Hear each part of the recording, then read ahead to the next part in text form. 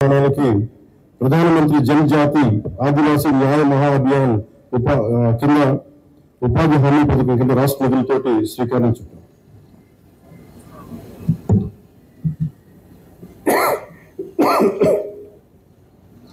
Jal Jeevan machine కింద 5 జిల్లాల్లో 5 కొత్త ప్రాజెక్టులను 7,910 కోట్లతో ప్రారంభించి 1,20,00,000 మందికి 30 ఏళ్ల పాటు తాగునీటి భద్రతను కల్పించబోతున్నాం. అటవీ విస్తీర్ణం 30% నుండి 37% పెంచే లక్ష్యంలో 1,00,00,000 మొక్కలు నాటి వీటిని QR కోడ్లతో ట్రాకింగ్ కూడా ప్రారంభించాం. ఏనుగుల బెడద నివారణకు కర్ణాటక నుంచి కుంకి ఏనుగులను తీసుకొచ్చి విజయవంతంగా ఆపరేషన్ జరిపాం.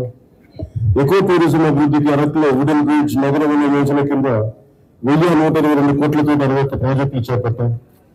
సైన్స్ అండ్ టెక్నాలజీని విద్యార్థులకి ఫ్రూగల్ ఇన్నోవేషన్ కింద ప్రోత్సాహకాలు అందించే ప్రణాళికను సిద్ధం చేస్తున్నాం. ముఖ్యంగా కాకినాడ జిల్లా ప్రగతి నివేదిక అన్నదాత సుఖీభవ PM కిసాన్ పథకం ద్వారా 1,50,475 రైతులకి 102 కోట్లు తొలి విడతగా జమ చేయడం జరిగింది. స్త్రీ శక్తి పథకం కింద మహిళలకు 187 ప్రత్యేక బస్సుల్లో ఉచిత RTC ప్రయాణ పథకం ప్రారంభించడం జరుగుతోంది. తల్లికి వందనం పథకం ద్వారా 2,79,312 విద్యార్థుల తల్లులకు ఖాతాలో ఒక్కొక్కరికి 13,000 రూపాయలు జమ చేయడం జరిగింది. అంతర్జాతీయ యోగా దినోత్సవంలో పాల్గొన్న 5,000 మంది యోగా శిక్షకులు 8 లక్షల ప్రజలకు అభినందనలు తెలియజేస్తున్నాం. 2,69,140 లబ్ధిదారులు ప్రతి నెల NTR భరోసా పింఛన్ల కింద 116 కోట్లు పంపిణీ చేయడం జరుగుతుంది. ఉపాధి హామీ పథకం ద్వారా 118.46 కోట్ల వేతనాలు 93.46 కోట్ల మెటీరియల్ ఖర్చుతో గ్రామీణ అభివృద్ధి చేయడం జరుగుతుంది. గత ఏడాది 107 జాబ్ మేళాల ద్వారా 7,000 మందికి మన కర్ణాటక మన కాకినాడలో 7,000 మందికి ఉద్యోగాలు అవకాశాలు కల్పించడం జరిగింది. ప్రతి అసెంబ్లీ నియోజకవర్గంలో స్కిల్ హబ్, పార్లమెంట్ పరిధిలో JNT కాకినాడలో స్కిల్ కాలేజ్ ప్రారంభించడం జరిగింది. మాదక ద్రవ్యాల నివారణకు పాఠశాలలు కళాశాలలో ఈగిల్ క్లబ్ ఏర్పాటు చేయడం జరిగింది. జల్ జీవన్ మిషన్ ద్వారా 497 కోట్ల వ్యయంతో ఇప్పటి వరకు 506 పనులు పూర్తి చేయడం జరిగింది. రోడ్లు భవనాల శాఖ ద్వారా 27 కోట్లతోటి రహదారులు గోతులు పూడ్చడం జరిగింది. గడిచిన ఏడాదిలో పిఠాపురం నియోజకవర్గంలో 308 కోట్లకు పైగా పనులు చేసి దేశంలోనే మోడల్ నియోజకవర్గంలో దాన్ని తీర్చిదిద్దుకోతున్నాం. వచ్చే 4 ఏళ్లలో మరింత ప్రగతికి కట్టుబడినని మీ అందరికీ తెలియజేసుకుంటున్నాం. ఇంత అభివృద్ధిని మనం సాధించగలిగామంటే ప్రతిసారి కొన్ని చీకటి రోజులు వస్తాయి ప్రతి ఒక్కరికి. మన రాష్ట్రంలో 2019 నుంచి 2024 వరకు ఒక డార్క్ డేస్, బ్రిటిష్ వాళ్ళు ఎలా పరిపాలించారో, బ్రిటిష్ వాళ్ళు దేశాన్ని ఎలా కబంధ హస్తాల్లో పెట్టుకున్నారో మన రాష్ట్రం కూడా అలాంటి కబంధ హస్తాల్లో పెట్టుకున్నప్పుడు స్వాతంత్ర సమరయోధుల స్ఫూర్తితోటి ఒకటే ఎదుర్కొన్నాం. బ్రిటిష్ వాళ్ళు నేర్పించి వెళ్ళిపోయింది మనకి డివైడ్ అండ్ రూల్, మనం విభజించండి పాలించండి. కానీ ఎలా మన కూటమి ప్రభుత్వం మన స్వాతంత్ర సమరయోధుల స్ఫూర్తితోటి యునైటెడ్ అండ్ రూల్, కలిసి ఉందాం, కలిసి పాలన చేద్దాం, ఇదే కూటమి ప్రభుత్వం తాలూకు ముఖ్య ఉద్దేశం. ఈ స్ఫూర్తిని మేము స్వాతంత్ర సమరయోధుల పోరాట స్ఫూర్తిని నిజమే తీసుకున్నది.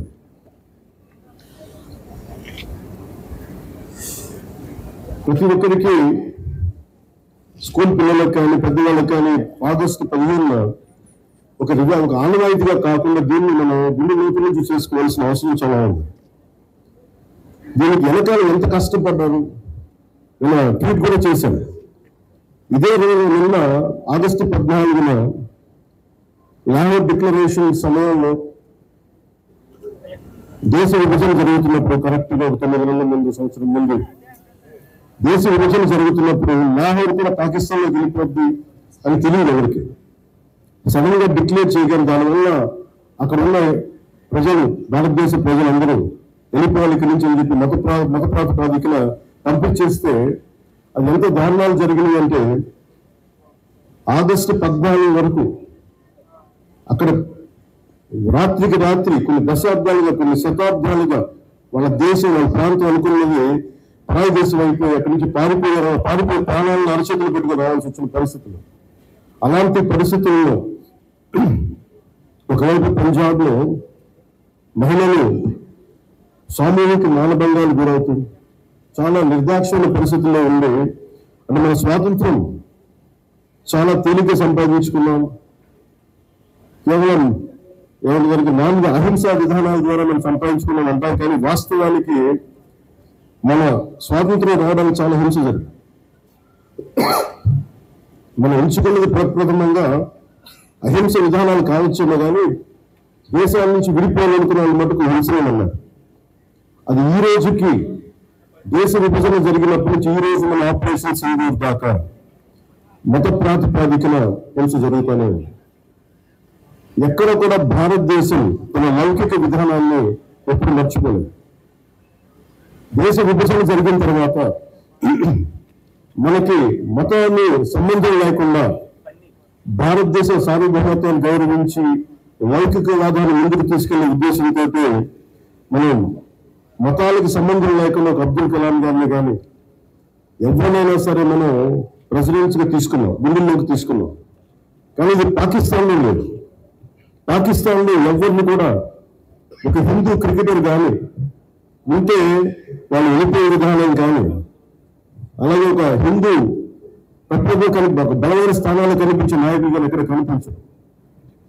అంటే వాళ్ళ విభజన కోరుకుంది మత ప్రాతిపాదికన, కానీ దాన్ని మనం ఎప్పుడైనా తీసుకోవాలి. మత ప్రాతిపాదికన రెండు దేశాలు విడిపోయినప్పటికీ భారతదేశం అత్యధికంగా హిందువులు ఉన్నప్పటికీ కూడా అన్ని మతాల వారిని సమానంగా గౌరవించి ముందుకు తీసుకెళ్లే సంస్కృతి భారతదేశానికి. దీనికి లౌకిక విధానం అనేది ఈ సంస్కృతిలో ఉన్నది. ఈ సంస్కృతి ఎవరు నేర్పించక్కర్లా, పరాయి వాళ్ళు నేర్పించక్కర్లా, యూరోపియన్స్ నేర్పించక్కర్లా. ఇది మన లోపల ఉంది. ఈ స్ఫూర్తిని మనందరం ముందుకు తీసుకెళ్ళాలి. అలాగే ముఖ్యంగా మహిళలకి త్యాగాలకి చాలా పెద్ద పీట వేయాలి అనే మనస్ఫూర్తిగా మేము ముందుకు తీసుకెళ్తాము. అలాగే మనం ఇందాక మీకు ప్రారంభం చెప్పినప్పుడు ఆ అభివృద్ధి కానీ సూపర్ 6 కానీ పెట్టుబడులు కానీ ఇవన్నీ రావాలి అంటే లా అండ్ ఆర్డర్ చాలా బలంగా ఉండాలి. లా అండ్ ఆర్డర్ బలంగా లేకపోతే ఇచ్చే దుస్థితి కానీ పెట్టుబడులు రావు. ఉదాహరణకి ఉత్తరప్రదేశ్లో యోగి ఆదిత్యనాథ్ గారు ముఖ్యమంత్రిగా ప్రమాణ స్వీకారం చేసిన తర్వాత 8 సంవత్సరాల కాలంలో అది 15 లక్షల రూపాయల కోట్ల పెట్టుబడిని ఆకర్షించడం జరిగింది. దానికి కారణం అంతకుముందు ఒక అన్రూలింగ్ స్టేట్ గా ఉండేది. పెట్టుబడి రావడానికి సాహసించేవారు కాదు. కానీ ఆయన రాగానే ఆయన పెట్టింది లా అండ్ ఆర్డర్ చాలా బలంగా ఉండాలి. దానివల్ల ఈరోజు వాళ్ళకి 15 లక్షల పెట్టుబడి వచ్చింది. అలాగే ఆంధ్రప్రదేశ్కి లా అండ్ ఆర్డర్ చాలా చాలా క్లిష్టమైంది. అలాగే భవిష్యత్తులో పదే ఈ కుటుంబ ప్రభుత్వం దశాబ్దాలు ఎందుకు ఉండాలి అని అంటున్నానంటే సుస్థిరత ప్రజలకు ఇవ్వాలనే ఉద్దేశం తప్ప పదవుల్లో కూర్చొని దీన్ని ఎంజాయ్ చేయాలి లేదంటే దీన్ని ఆస్వాదించాలన్న ఆకాంక్ష ఎవరికి లేదు. కానీ ఈ దుస్థితి నుంచి ఎందుకంటే అనుక్షణం ప్రతిపక్ష నాయకులు చూస్తూనే ఉన్నారు. జాతీయ స్థాయి ప్రతిపక్ష నాయకుల నుంచి ఓడిపోతేనేమో సడన్ గా ఓట్ చోరీ అంటారు. వాళ్ళు గెలిచినప్పుడేమో ఓట్ చోరీలు కనిపించే వాళ్ళకి. గత ప్రభుత్వంలో కూడా చూసాం. 2019లో వాళ్ళు గెలిచినప్పుడు మేము ఎక్కడ మాట అన్నా, ప్రజలు తీర్పు ఇచ్చారు, దాన్ని గౌరవించారు. 2024లో 151 సీట్లు కూటమి ప్రభుత్వానికి ఇచ్చి 124 కూటమి ప్రభుత్వానికి ఇస్తే సడన్ గా వారికి ఏమనిపించిందంటే ఇది ఓట్ల గురించి మన ఓటింగ్ మెషిన్లో తప్పు ఉంటాం. అంటే గెలిచినప్పుడు ఒక న్యాయం, ఓడిపోయినప్పుడు ఇంకో న్యాయం. ఇది రాష్ట్రం జాతీయ స్థాయి నుంచి రాష్ట్రం వరకు ఒకటే విధానం నడుస్తా ఉంది. ఎందుకు ప్రత్యేకించి చెప్తున్నానంటే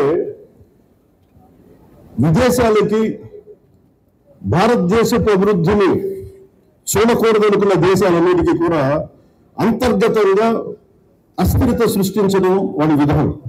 మనం దాంట్లో అంతర్జాతీయ కుట్రలో భాగంగా చూడాలి. ఇదంతా ఎప్పుడైతే భారతదేశం అంతర్గతంగా బలహీనపడద్దో ఒక కోటని దెబ్బ కొట్టాలంటే బయట కొట్టడం కంటే కూడా లోపల ఉన్న తలుపు తీస్తే వచ్చే నష్టం ఎక్కువ. అందుకని ఎప్పుడు కూడా విదేశీ శక్తులు అంతర్గతంగా ఎవరున్నారు భారతదేశంలో, వాళ్ళకి ఎలాంటి ఇన్ఫర్మేషన్ ఇస్తే బాగుంటుంది, వాళ్ళ ఎజెండాను అందరూ మోస్తున్నారు. దీన్ని ప్రజలందరూ కూడా చాలా సునిశ్చితంగా గమనించాలి. ఇదేమైపోతుంది, ఒక్కసారి వాళ్ళు లోపలికి రానిచ్చామా, 2019, 2024 చూశారు.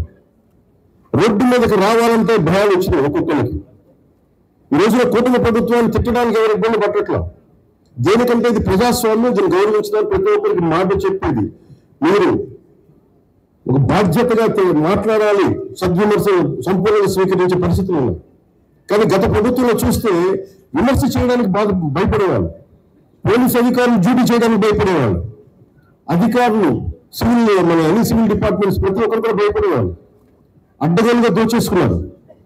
ఇవన్నీ కూడా విదేశీ శక్తులకి ఇది ఆలవాలం అయిపోద్ది, వారికి కనసైకలు వీళ్ళందరూ మెరుగుతున్నారు. అలా చూడాలి దీన్ని. అందుకని ప్రజలు నేను కోరుకునేది, ఈ 79వ స్వాతంత్ర దినోత్సవ శుభ సందర్భంగా మీరు అంతర్గత శత్రువుల్ని ఒక కంట ఎప్పుడు మీకు కనిపెట్టాలి. నేను కాకినాడ పోర్టు విషయంలో కూడా నేను అంత గుంతెత్తడానికి కారణం, చాలా మనం ఎందుకులే మనం వదిలేస్తాము. ఆంధ్రప్రదేశ్కి 974 నుంచి 974 కిలోమీటర్ల తీర ప్రాంతం ఉంది. ఇది మన పెట్టుబడికి చాలా మంచిది. కానీ అది ఒకసారి మనం సరిగ్గా లేకపోతే అది బలహీనత కూడా అయిపోతుంది. ముంబై దాడుల్లో కూడా అసలు ఏమాత్రం పర్యవేక్షణ లేని పోర్టు నుంచి వచ్చేసారు. లేదంటే పర్యవేక్షణ ఉన్నా కానీ అమ్ముడైపోయిన వ్యక్తుల ద్వారా ఉగ్రవాదులు వచ్చేసారు. బాంబే దాడులు కానీ ఆర్డర్స్ వచ్చేసాయి. ముఖ్యంగా ఆంధ్రప్రదేశ్ తీర ప్రాంతంలో పోలీస్ శాఖ చాలా బలమైన దృష్టి పెడుతుంది. ఎందుకంటే నాకు ఇది కాకినాడ చాలా వల్నరబుల్ గా అనిపిస్తుంది. ఒకసారి రిపోర్ట్ చూస్తా ఉంటాం. కలెక్టర్ గారికి తెలుసు, ఎస్పీ గారికి తెలుసు, రాష్ట్ర డీజీపీ గారికి తెలుసు, ఇక్కడ విపరీతంగా డీజిల్ అక్రమ రవాణాలు జరుగుతూ ఉంటాయి. దీన్ని చాలా బలంగా ఎదుర్కోవాల్సిన అవసరం ఉంది. ఓన్లీ బియ్యమే కదా, డీజిలే కదా అని మనం వదిలేస్తే ఒకసారి దోపిడీ, ఒకసారి స్మగ్లింగ్ అలవాటైన వాళ్ళకి బయట నుంచి వెపన్స్ వచ్చే అవకాశాలు ఉంటాయి, బాంబులు తీసుకొచ్చే అవకాశాలు ఉంటాయి. వీటన్నిటి కూడా ఒక చాలా ఏమరపాటుగా ప్రతి ఒక్కరు ఉన్నారు. అందుకని దీన్ని భారతదేశం మా కమిట్మెంట్, కూటమి ప్రభుత్వం నారా చంద్రబాబు నాయుడు గారి నాయకత్వంలో కూటమి ప్రభుత్వం చాలా స్పష్టంగా లా అండ్ ఆర్డర్ మీద, దేశం తాలూకు సుస్థిరత మీద మాకు చాలా సమగ్రమైన అవగాహన ఉంది. ఎక్కడ కూడా కరప్షన్ ఎన్నో చోట ఆటోమేటిక్ దేశం బలహీనపడుద్ది. అలాంటి పరిస్థితుల్లో లేకుండా ఉండాలని మేము సాయశక్తులు ప్రయత్నం చేస్తాం. వాటన్నిటికీ ఏంటి కూడా ప్రజలు కోరుకునేది, మీరు ఎరుగుతూ ఉన్నంత కాలం the democracy is eternal vigilance.